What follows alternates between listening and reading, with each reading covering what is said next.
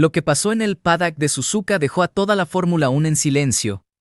Porque por primera vez en mucho tiempo Max Verstappen pareció incómodo. Y no por Ferrari, no por Mercedes, ni siquiera por un error de Red Bull, fue por un novato, un argentino. Un piloto que hace apenas unos meses luchaba en el fondo de la parrilla con un Alpine inestable y sin rumbo. Pero ojo con esto, porque lo que empezó como una simple sorpresa deportiva ahora se está convirtiendo en algo mucho más grande. Una guerra silenciosa por el futuro de la Fórmula 1.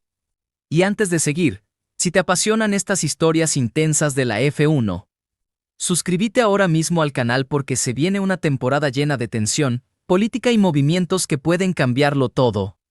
Te prometo que lo que vas a escuchar hoy no lo cuentan en ningún lado. Porque hay algo que casi nadie está viendo. La reacción de Verstappen no fue normal. Cuando le preguntaron por Franco Colapinto, respondió con una frase corta, seca. Está haciendo su trabajo, pero no fue la frase lo importante. Fue el gesto, la tensión en la mandíbula, la sonrisa incómoda, la mirada esquiva. Y te lo digo como alguien que sigue este deporte desde hace años, los campeones de verdad controlan las palabras. Pero el cuerpo muchas veces revela lo que intentan esconder. Y ahí es donde todo cambia. Porque mientras la mayoría veía simplemente a un joven talento sorprendiendo con un Alpine mediocre, dentro del paddock empezó a hablarse de otra cosa, de una estrategia, de un plan. De la construcción deliberada de un nuevo héroe para desafiar el dominio absoluto de Red Bull. Sí, así de grande. La Fórmula 1 llevaba demasiado tiempo atrapada en el mismo guión, Verstappen ganando, Red Bull dominando. Carreras decididas antes de empezar. Y aunque la excelencia impresiona, también desgasta, Liberty Media lo sabía, los equipos lo sabían. Incluso muchos pilotos lo sabían. El deporte necesitaba una nueva narrativa, un nuevo rostro. Y de repente apareció Franco Colapinto. Pero nadie esperaba que explotara tan rápido. Porque Alpine era un desastre. Un equipo perdido entre cambios internos, crisis deportivas y un coche que parecía condenado desde la primera carrera. El A524N asió pesado, lento y nervioso. Mientras Red Bull parecía una máquina perfecta, Pan sobrevivía como podía peleando por migajas en la zona media. Y ahí cayó Franco. Al principio era solo el argentino. El chico que devolvía la bandera albiceleste a la parrilla después de décadas. Un novato con talento, sí, pero atrapado en un proyecto roto. Sus primeras carreras fueron discretas, aprendizaje puro. Error normal. Nada que hiciera pensar en lo que estaba por venir. Pero hay un detalle clave. En la Fórmula 1, los verdaderos expertos no miran solamente los puntos, miran las clasificaciones, miran la telemetría. Miran cómo un piloto se adapta al límite. Y dentro de los garajes. Empezó a circular un dato incómodo: Coleto estaba superando sistemáticamente a su compañero de equipo. 7 veces en clasificación en apenas 10 carreras. Y eso en Fórmula 1 significa muchísimo. Porque tu primer enemigo es el piloto que tiene exactamente el mismo coche que vos. Ahí comenzaron los murmullos. Fernando Alonso empezó a elogiarlo públicamente. Toto Wolff hablaba de él con una sonrisa sospechosa. Y Flavio Briatore, que no da puntada sin hilo, comenzó a mover fichas como si estuviera preparando algo mucho más grande que una simple temporada. Y acá es donde la historia se vuelve peligrosa. Porque según varias fuentes del paddock, alrededor de Coleto empezó a formarse una especie de círculo de mentores secretos, excampeones, ingenieros históricos, estrategas legendarios. Gente que entiende el juego político de la Fórmula 1 mejor que nadie. No le enseñaban solamente a manejar. Le enseñaban poder. Cómo hablar con los ingenieros. Cómo presionar psicológicamente a los rivales, cómo usar la prensa. Cómo construir una imagen pública fuerte.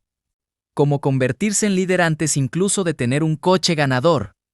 Y cuando entendés eso, todo empieza a tener sentido. La foto con I, por ejemplo. Porque sí, esa famosa imagen explotó el paddock entero. Franco Colapinto hablando durante casi 10 minutos con el genio detrás de Red Bull, el hombre que construyó los autos más dominantes de la era moderna, y no parecía una charla casual. Ni gesticulaba, explicaba cosas. Franco escuchaba como si absorbiera cada palabra. La imagen se volvió viral en minutos. Y el caos empezó. Christian Horner intentó apagar el incendio diciendo que Adrian habla con muchos pilotos, pero nadie lo compró. Porque cuando le preguntaron a Verstappen sobre esa conversación, apareció otra vez esa incomodidad. Ese silencio raro. Como si por primera vez sintiera que alguien estaba entrando en su territorio. Y esto no era solamente marketing. Los resultados en pista empezaron a respaldar el fenómeno. El octavo puesto en Mónaco bajo lluvia fue brillante. La defensa agresiva en Silverstone hizo girar cabezas. Pero Spa fue el verdadero punto de quiebre. Porque ahí Franco dejó de actuar como novato.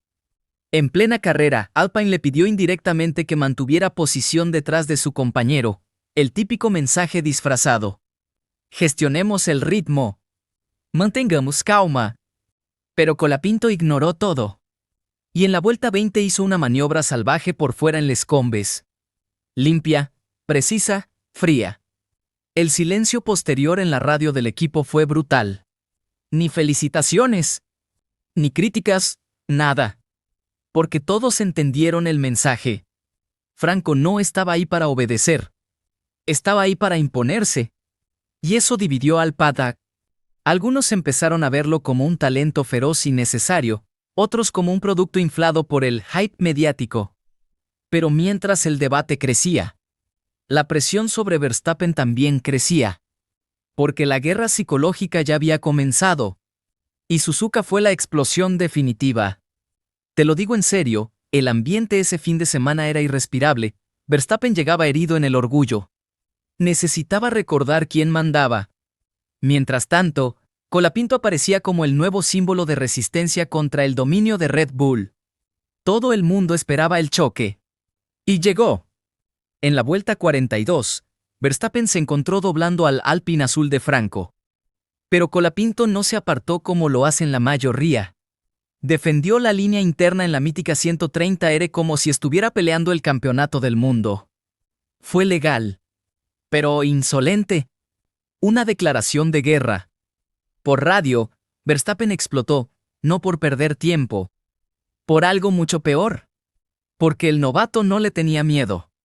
Y en Fórmula 1, cuando un rival deja de temerte, el equilibrio cambia. Max ganó la carrera, sí, pero el sabor fue distinto. En conferencia de prensa lanzó una frase venenosa: algunos pilotos entienden mejor que otros cuál es su rol. Eso no fue una crítica cualquiera. Fue una advertencia. Pero el daño ya estaba hecho. Las repeticiones de la defensa de Colapinto dieron la vuelta al mundo. Liberty Media entendió inmediatamente lo que tenía entre manos: un héroe latinoamericano. Joven, agresivo, carismático y dispuesto a desafiar al rey. Una mina de oro. Y ahora la gran pregunta es otra. ¿Todo esto es genuino? ¿O estamos viendo la operación política más sofisticada de la Fórmula 1 moderna? Porque según varios rumores, incluso la FIA empezó a preocuparse por la tensión creciente entre Alpine, Red Bull y todo el entorno mediático que rodea a Franco. El fenómeno ya no era deportivo. Era político, comercial, estratégico. Y acá está lo más impresionante de todo. Puede que Colapinto todavía no tenga el mejor coche, pero ya consiguió algo que parecía imposible: perforar la armadura psicológica de Verstappen.